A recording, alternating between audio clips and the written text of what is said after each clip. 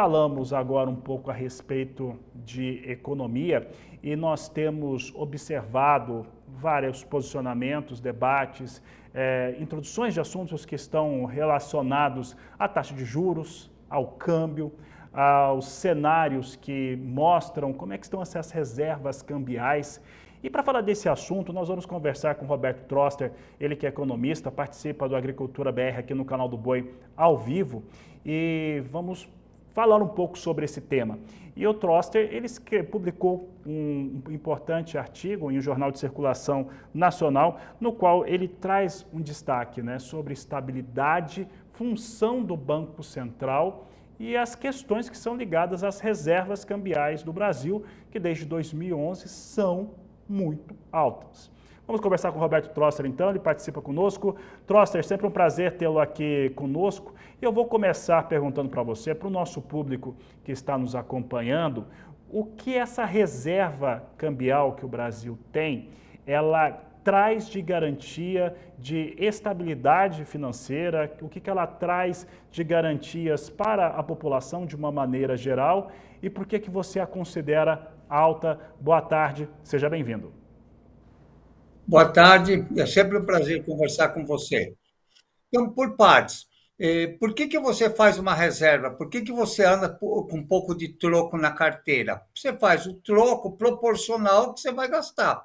Então, se você vai sair só até a esquina, quer dizer, você leva dinheiro se quiser tomar um café, você não vai com um monte de dinheiro. Você vai fazer uma viagem para o Nordeste, vai ficar lá uma semana, aí você leva mais dinheiro. Quer dizer, o que você tem de reserva disponível é proporcional aos gastos estimados que você vai ter. No caso específico, reserva cambial, você precisa para uma série de funções. Uma delas é para prevenir uma corrida ao Banco Central, né? Isso funciona até determinado ponto, mas tem que ser proporcional ao que você tem de déficit e ao que você pode ter de gasto.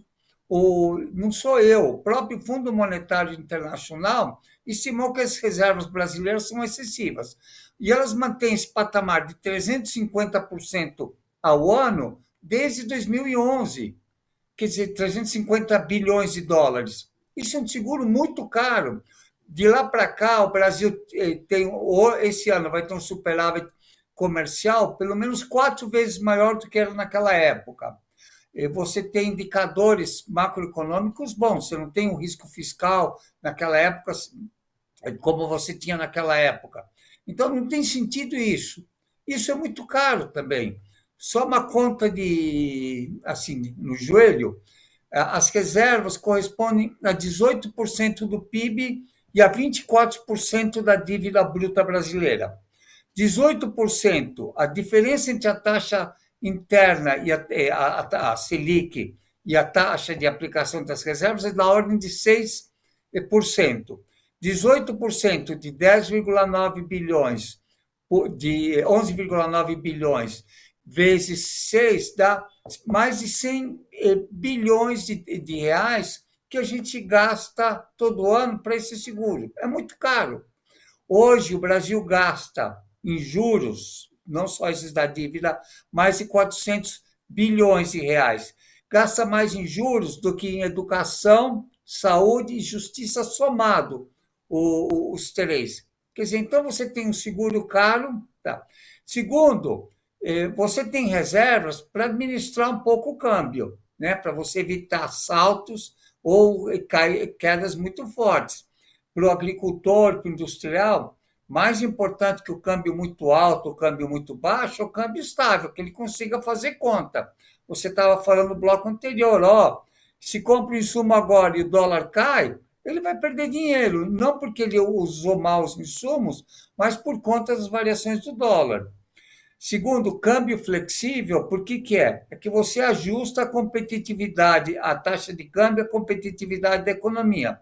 O que acontece? A balança comercial está aumentando, então o dólar devia estar caindo agora e está subindo.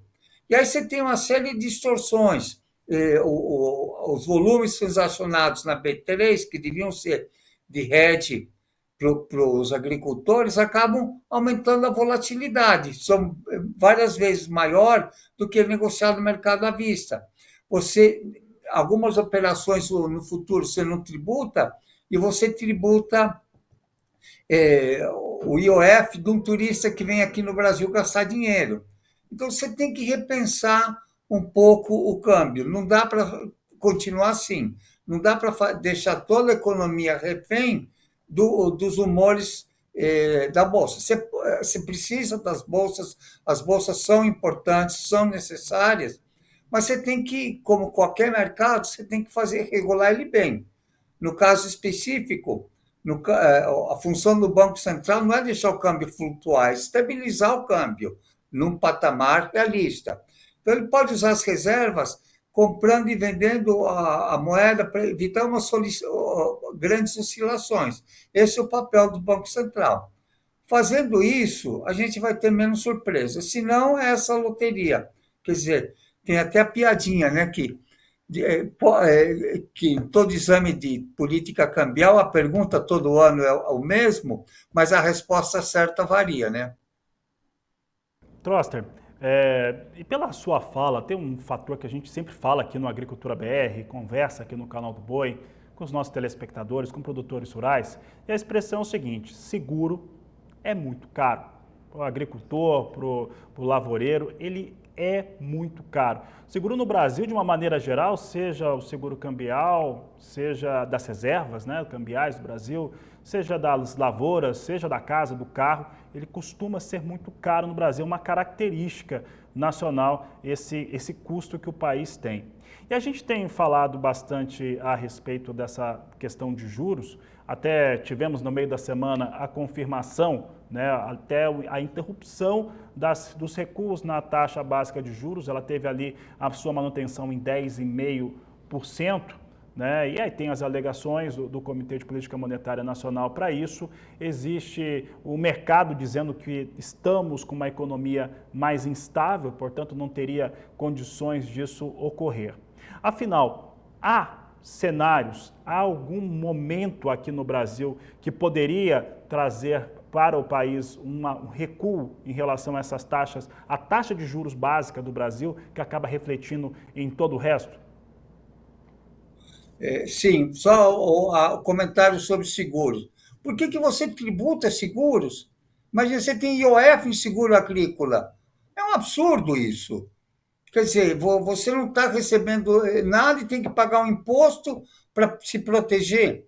Quer dizer, não devia pagar e mesmo assim você paga. Voltando para a questão da taxa de juros, tem sim. O que acontece?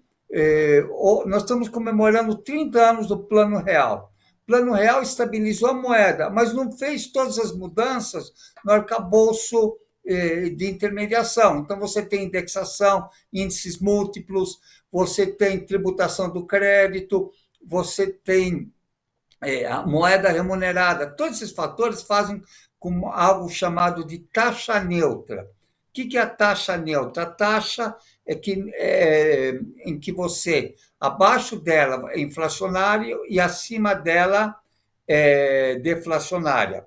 Então, é um número que você não sabe. O que acontece? A taxa neutra no Brasil é muito alta por conta do entulho inflacionário que não foi removido ainda. Por que outros países conseguem controlar a inflação com juros muito mais baixos? Então, o problema é, se você não muda isso, então vai passar de 10,5 para 9. Continua uma das mais altas do mundo. Quer dizer, em vez de 10,5, podia ser 10,25. Materialmente, é insignificante a diferença, ou de 10,5 para 9. É muito pouco, continua sendo uma taxa absurda.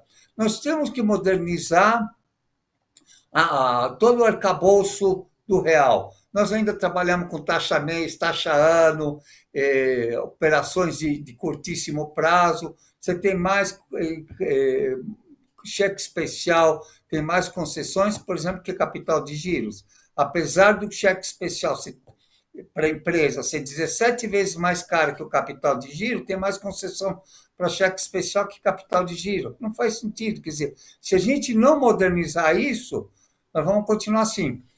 Uma vez escrevi um artigo, falei que o Brasil é uma carroça com GPS. Não adianta ter uma parte muito moderna e outra parte muito atrasada, né?